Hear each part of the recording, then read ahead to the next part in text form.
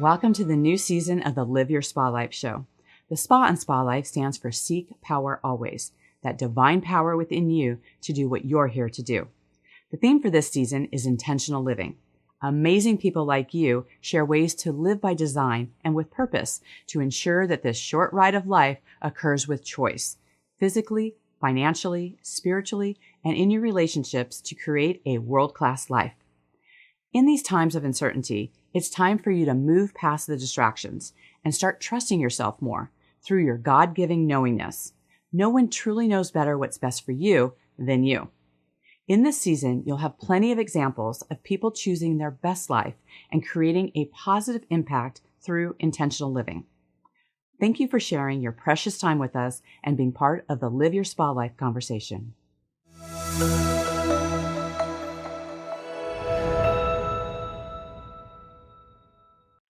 With us today is Nathalie Botros, a psychotherapist, author, speaker, and life coach with a multicultural background. She helps women find happiness regardless of external factors, empowering them to live their best life. She's an author of If You Are What You Eat, Should I Eat a Skinny Girl? And Happiness Cards.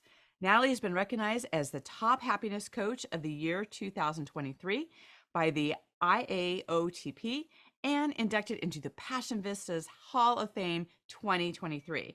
Soulish Magazine named her the top coach of New York in 2023 and one of the top women to watch in New York.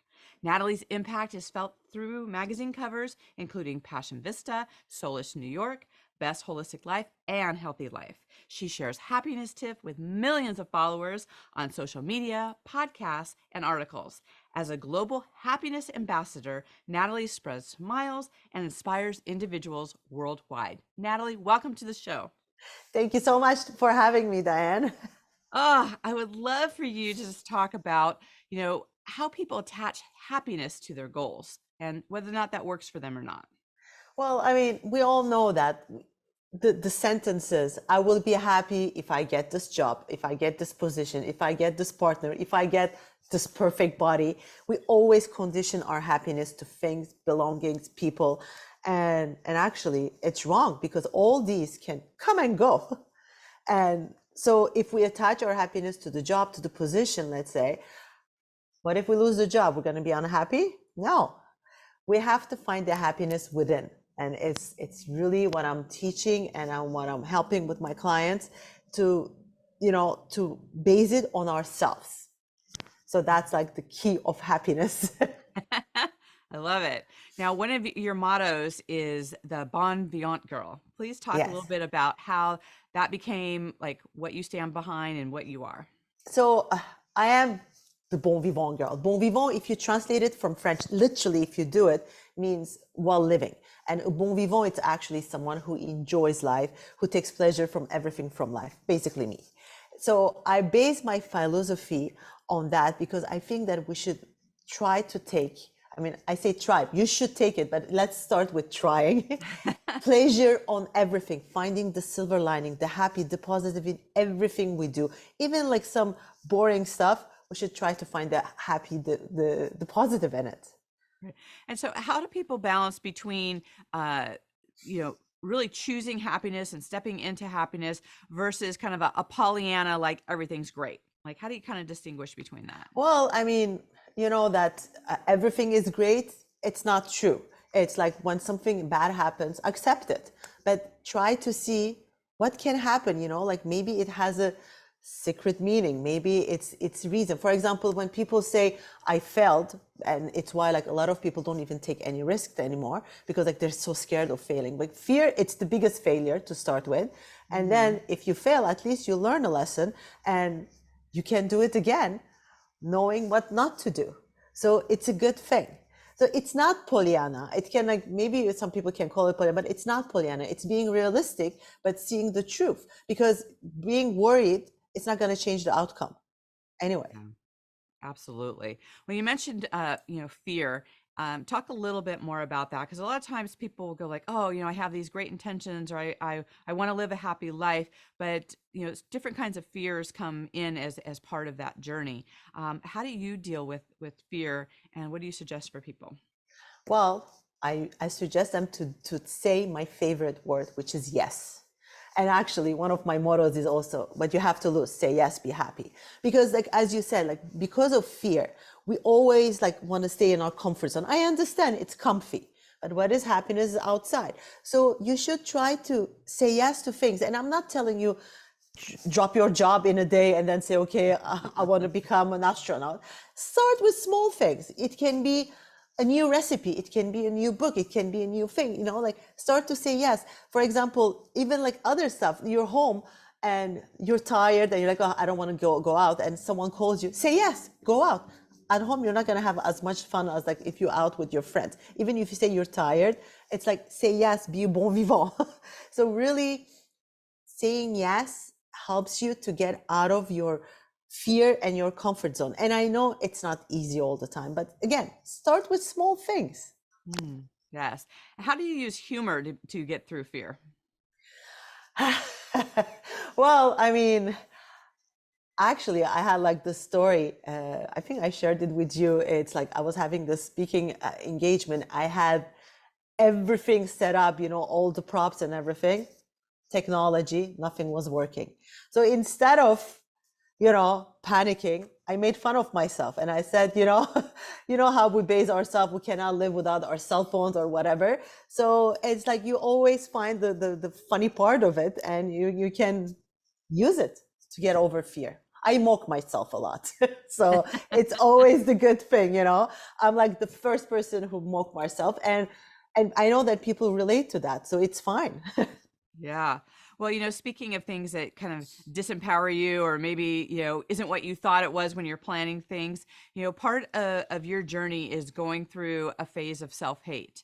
Yeah. And, because a lot of times people will look at you today and they'll be like, oh, she's happy and funny and successful. And but how did you get to that place? And what were some of the things how do you jump from, self-hate to self-love?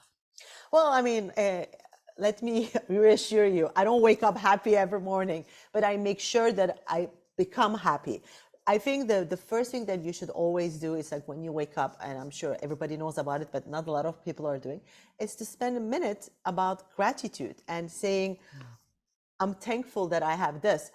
Of course, we can all find things to complain about, but we can find things to be thankful about too. I mean, the fact that we're complaining means that we're alive. So that's like already a big win for us, And so, and the self-hate is especially us women, I think, we're conditioned to not love our body, not ourselves, like we always put ourselves down. So why don't we try to switch those words into positive ones? For example, if someone thinks that they're, I don't know, short, well, it's a good excuse to wear high heels. There's always a positive thing. Or if like someone like feels that they're shy and, like that's a bad trait, actually shy is mysterious and mysterious is sexy. So you're not shy, you're sexy. I love it. I love it. That was when I was on the police department, that was one of the things that they talked about as far as what happens in your body with emotion, right? Because a lot of times you could say that you're anxious or fearful, but if you actually say that you're excited and you're ready to step into something, it's actually the same feeling within your body. It was just us that labeled it differently. Of course. So, Yeah, I agree. And we have to be careful how we talk because our body listens. So if you wake up and you say, I'm tired, you're going to feel tired all day long.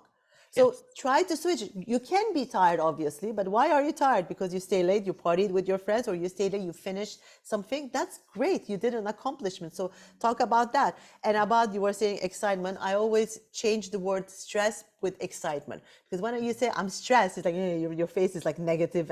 But if you say, I have a very exciting, I have a stressful life versus I have a very exciting life, it kind of changes the meaning of it. Right. And the Yeah. energy, obviously.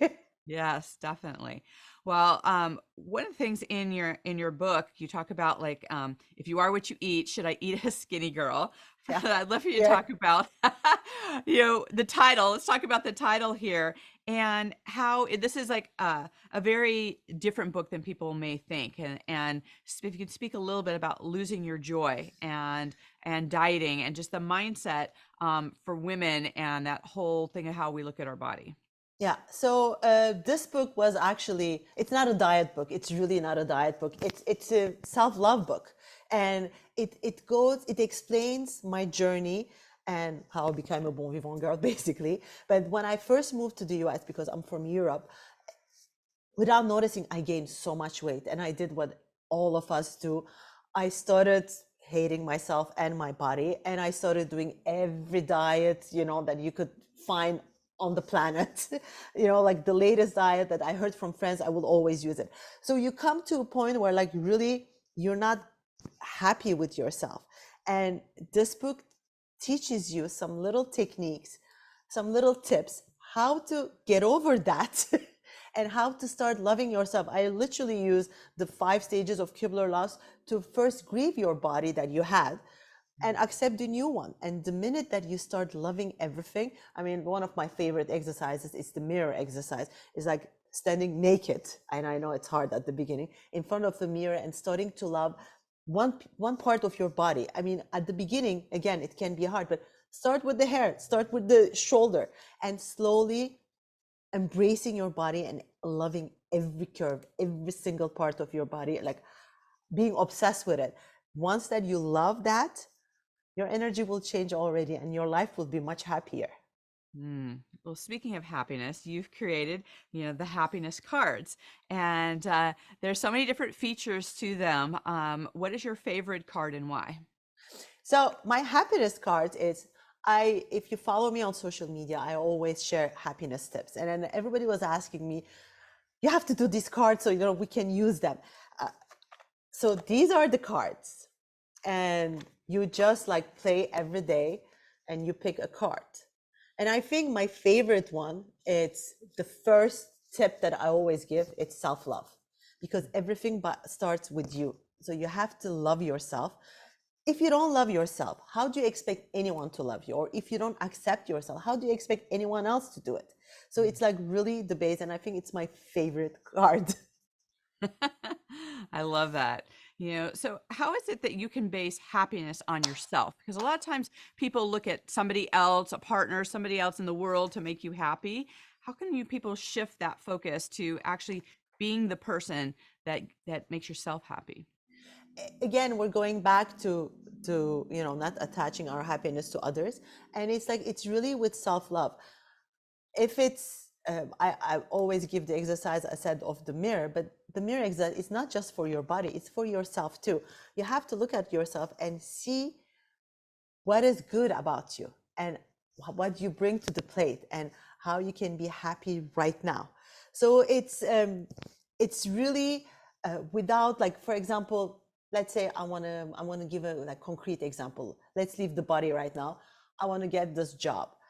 Instead of like basing my happiness on the job, if I base it on myself and already love the job that I have, if I get that job, it's the cherry on top. Or like having a partner, because like I have a lot of single clients and they think that they're unhappy because they're single, and they're like, if I find the right person, I will be happy.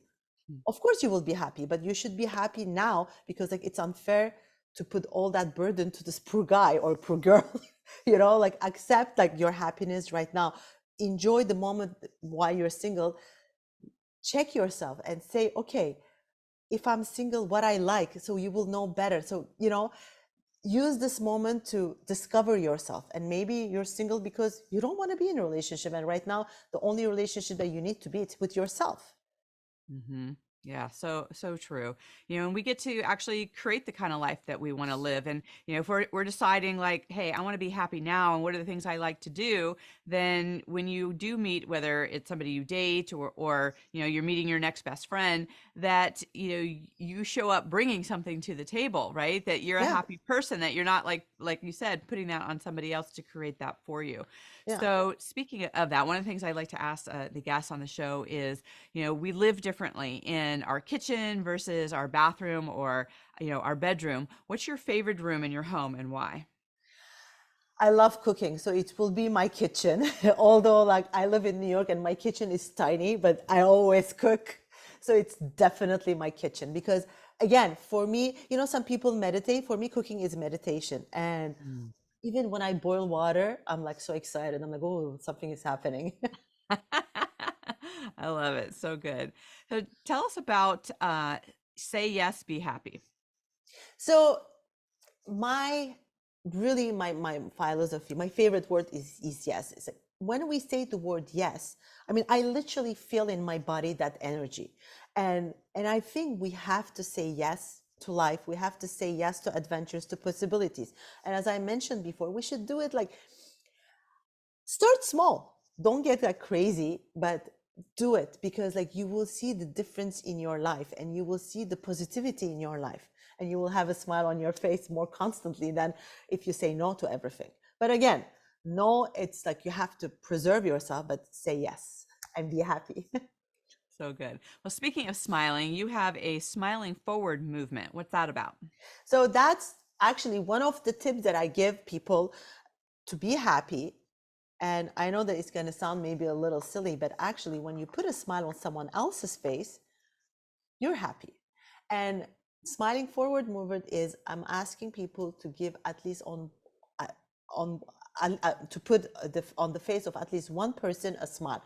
It can be someone that you know, it can be someone that you don't know, like let's say at the grocery store. Pay them compliment, be nice with them, spend time with them, you know, like if someone that you know, tell them how much they mean to you. It takes few seconds, and then once they have the smile, I promise you, you will have a smile, and ask them to do it the same with another person. But do this daily, at least one person. I mean, my target is like, of course, I put the smile on my family and loved ones. But if I'm at the store and I see someone who's really grumpy, I don't leave the store until I have a smile on their face. Oh, so good. I was so glad that when, more of the studies came out about how, wearing a mask was actually not healthy for you. You're breathing in your own CTO, and the communication with other people. We're so expressive in our face. Yeah. And, a lot of people, once they got through lockdowns and all that, they became like afraid of people, like, and it was like irrationally afraid of people. Yeah. And it was like, okay, we're humans, we breathe air, we're not going to kill each other. It's like, okay, people, really, this is one of the things that we can do now is help. There's so much division in the world, but that actually brings us all together is, to be able to smile at somebody, to actually show that kindness and to show up in the world as that. So I think this is such a powerful thing for people to have more connection. It's like a lot of times people don't even know their own neighbors. And, I know. It's to, sad. It's really sad. you And know, and you're so right. And also, as when we smile, like physically, even if we fake a smile, we release those tiny molecules that we call happiness hormones, and we're automatically happy. And I know even a fake smile makes that, because like the facial expression releases those hormones. So we have to try to smile, even if we don't feel like it. Fake it until you make it, because like with time, it will really help us smile and be happier. yeah, so good. I'm thinking of just like the energy of children and, how they just unabashedly go up and say hi to pretty much just anyone, right? Yeah, And, and it's like they generally are asking like, what are you doing? What's happening? It's like all those questions, right? And that's part of that connection.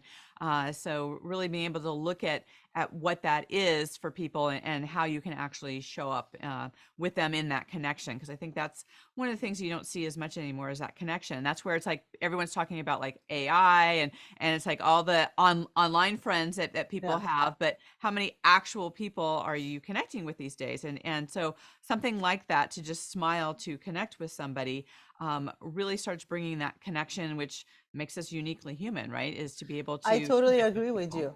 I mean, during COVID, like people wouldn't even look at you. I don't know why. Like I was like, you can look at me and smile. It's okay with your eyes, smiles. But now, even now, like I'm in the elevator. It's like if I enter an elevator, I say good morning to everyone. It's like with a smile. It's like it's not gonna kill us. It's like it's polite. Maybe it's the way my mother educated me, my parents. But and then when you say hello, people are like kind of shocked. Like, wait, someone is talking to me. I mean, again, I'm from New York, so like here it's like choof choof choof choof choof. Yeah, absolutely. Too funny. So, what's one thing that people are surprised to learn about you? No. That I was not happy like this all the time. That I had to work for it, and like I did a really good. I did a quest. I really traveled a lot and tried to find, like I changed places, I changed countries, I changed partners, I changed jobs. I really like went through a lot. to arrive where I am. So everybody feels like, it's easy for you. No, it's not. So I think that's like one thing that is, people are like astonished to hear about it. Yeah, I get that. So what's one thing that you are hoping for these days? Um, I wanna see more smiles on people's faces. I think it's like one of the biggest thing that I want. And I know it's like everybody's like complaining, but I want people to have like a more positive approach and stop criticizing everything, because that's like the new fashion right now. You have to, even when I see like people post, for example, something cute, something nice, you have people who can always find a negative in it. So I think we have to like take a break from that negativity and try all to be more positive and more smiley and more, happier. Yeah, yeah. It's interesting.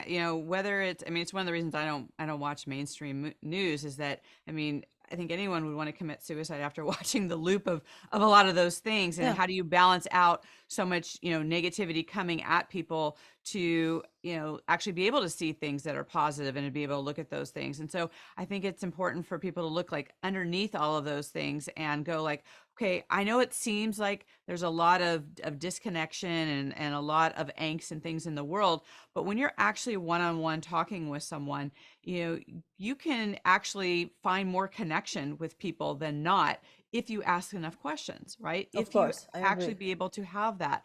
So I think it's one of those things that we can all be ambassadors of happiness, right? And being able to connect with people and reach out and have that as an actual force. Do you find with just some of the like you said, people like always looking for like a negative thing within it? What are some of the things that you're able to do to kind of get past that barrier that people are feeling these days? I think, honestly, I'm sorry, I have I think first of all, media, as you said, the news, it's like, it's really like so much, like there's so much negativity during those times. I think we should mute. If we can mute the negativity around us, it's good. I'm not saying to stay ignorant, but again, like you can select what you want to watch, and maybe mute the news that like negativity, like throwing at you everything is bad, everything is this, and trying to find the beauty in the news, watch more happy stuff in the news. Yeah, no, I get do it. like do like conscious selection of what you're watching. Honestly, there are some periods where I don't watch the news, and Yeah, if I want to know something, I just Google like the important thing that I want to know about, because it's hard. It's really, really hard, and it's depressing. right. And a lot of times it's not accurate. That's So, that's too. It's like, like A says something, B says something, C says a third thing. So it's like you don't even know, and then like people are discussing about things that are not real. We don't know the facts right. of most of it, as you said, they're not accurate. So it's like it's really disturbing. And during COVID, I was telling to a lot of my clients to stop watching the news, because Yeah, like they were like, I see like the number of death, the number this. I'm like, stop. It's not going to change your life. Try to survive. Try to connect. This is a time where actually you can connect with your family, with your loved ones, because sometimes you're quarantined with them. So enjoy that moment. It's not going to change to know what happened. You right. know where you are. You know what's happening. Right. Well, and also having some of that discernment, right? To not let anyone, whether somebody calls themselves, a doctor or a government or whatever, to look and research things for yourself and see, is this true for me? Is this true Yeah. for my family? Like, we do get to still make choices. And the beauty about living in America is that we do have that freedom and we get to make these choices. And so you can choose to be happy, right? You can choose to live your life in a way that is positive and that it goes beyond those fears and beyond those things that happen. And you mentioned about family. A lot of times when we do some cutting edge things or things that are outside of the box, it's always interesting. Like, what does your family think you do for a living? Yeah. No, my family thinks that I'm just preaching happiness. They're like, we know you. You're not that happy, I'm like, I know, but I'm working for it. But like whenever like they're like down, actually they know what I'm doing, and they call me like, okay, I have this stress. I'm like, okay, let's talk through. And then, like they talk, and I tell them, what's the silver lining of it? You know, they don't like it all the time. Uh, so good. That's so funny. Yeah. So what makes you smile? Uh, Everything and anything. I mean, I see kids smiling, I smile. I see one person that I touch, and I change their world, I smile. It's like, it's really when I see my mission going through and spreading happiness basically, and I see like if it touched even one person, I'm proud and I start smiling. And otherwise, I don't base it on them. I smile every morning because I'm alive. Mm, amen. I mean, that's the way to go. Yeah, And I but just, it's true. It's like it really, really helps. It's like I'm like, wow. Even the fact that to be able to criticize, I'm like, it means that I'm alive yeah. and I have opinions. Right, right. That reminds me of, there's like some old stories where, it says you don't appreciate your eyesight till you're blind, right? Or your Yeah, your arms until you don't have them. I mean, there's so many things that we can take for granted and be grateful for when we just get down to the basics and of what we take for granted on a daily basis. And like you said, when you start with that gratitude on just the most basic things, especially if somebody lives in an area that rains all the time. So when you see the sun, right, that's a yeah, beautiful thing, right? There's so much beauty and things around the world if we choose to look at it, right? These are the filters that we have. And, are we filtering for good and positivity, or are we filtering to look for something bad and look for something that is there? And so we actually get to have those choices in our life. So I I so totally. appreciate that and you No, sharing your wisdom. I mean, like, try to actually, like, let's do a deal with people who listen to this podcast. Try to spend a day using only positive words. I know it's going to be hard, like only positive, but every time that you catch yourself saying something negative, add the but and then find the silver lining. Mm, yeah, So, so I good. mean, like, because like it happens, like Mhm. if you say, I'm tired, but it was worth it because like I had a great time last night, or anything. But try to use like everything instead of saying I spent a lot of money. Say I invested a lot of money. Invested means like something is going to come out of it. Like Right. everything that you want to say a negative word, change it to a positive one during one Mm, day. Let's see yeah. how you're gonna feel at the end of the day. Absolutely. Ah, I love it. It's so good. Well, I know that our listeners are going to want to stay in contact with you. How can they best do that, Natalie? Um, I mean, they can find me on my website or otherwise in all social media. It's the Bon Vivant Girl. And my website is if they type my name, Nathalie Botros, it will come up too, or the Bon Vivant Girl again.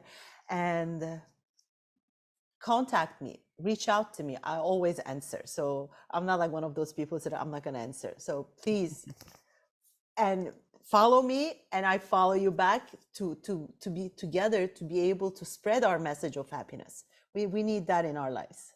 Absolutely. Well, as you know, our theme for this season is intentional living. In what way are you living an intentional life today? I make a conscious decision every day to see the positive in everything and to help people. So beautiful. Well, thank you again for sharing your happiness journey and all the things that you make the world a better place. Thank you so much for having me. It was such a blast to be here. Thank you.